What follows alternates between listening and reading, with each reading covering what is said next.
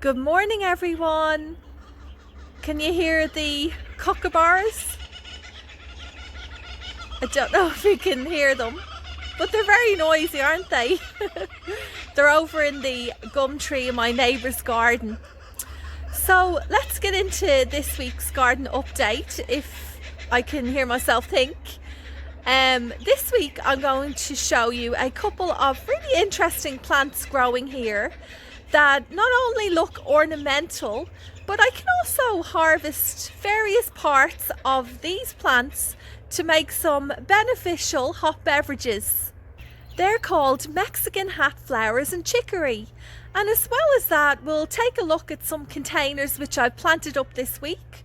We'll go out to the front garden where I've created a new pathway.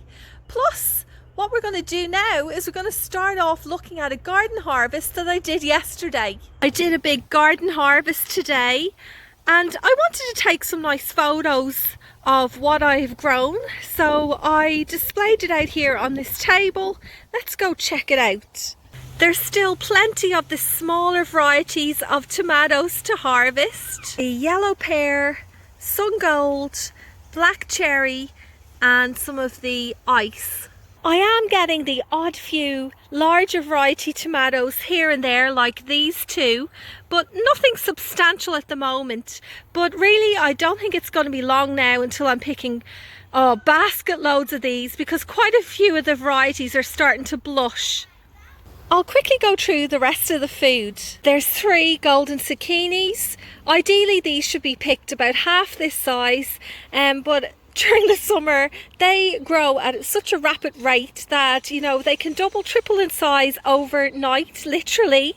It's quite amazing how it works. Anyway, they're still quite edible. I can grate them up, put them into zucchini bread, make fritters. Oh, there's so many different things I can do with these. An eggplant, Mad Hatter capsicums, yellow capsicums, and a couple of mild Thai chilies. And I picked these. I actually thought they were capsicums and I ended up snacking on them. The thing is, I can't really handle spicy food at all, so my mouth was absolutely on fire. I had to go and grab some milk. These actually do eventually ripen to red. These are Lebanese cucumbers, a little bit larger than they should be. I found these out the front where I have 3 plants. And I actually this week as well, I planted a second lot of some seedlings of this particular variety. Plus I did a lemon cucumber and I think I may have done an Armenian striped cucumber too. Let's leave here now. My daughter is absolutely dying to get her hands on these tomatoes. She keeps on coming over to me asking, am I finished yet? So I'll put her out of the misery and she gets stuck into them, and we'll go and have a little wander around and see what else we can find. The girls are also enjoying some of the tomatoes. It's always nice to share with them because they're so good to us, sharing their beautiful eggs. I'm over here at the new Dahlia patch which I set up early springtime. So before this was here was only grass, and you can see I've got a lot more flowers in here now. There is one in particular that I really like, which is just down here. I have to say that I'm a bit annoyed with myself for not tying these plants up when they were smaller, because during the week when I was trying to attach them to these stakes, I ended up snapping quite a few of their fragile stems. This is happening a lot where the stems are kind of running along the ground, and I have very gently with some of them just tied them up with the twine. However, a lot of them they're really at the stage now that I can't do much with them without completely breaking them. But on the plus side, in nature with plants, you know, even though they're flopped over, naturally they do want to grow upwards towards the light, and that's kind of what's happening here. I think, you know, ideally if I wanted really beautiful cut flowers, if I was more of a professional, I would have kept on top of this job. But it is what it is, and maybe it's just something I have to keep in mind for next year. I picked one of the Tennessee dancing gourds during the week. You can see them here, just to try out and see if I could get them to work. But I think they were too small because they didn't spin on me properly. But I'm really impressed with how vigorous the plant is. If you come around this way, try not to step on too much stuff, you can see the vine has come all the way around to this part of the garden. I have a lot of chicory plants which are at various stages in growth. So over here by the raised garden bed area, there's a couple in this pot which have pretty much finished blooming. You can see, oh, they put on a beautiful display. It's a real whopper of a plant. They have these gorgeous bright blue flowers. Here's one that I pulled out a while ago.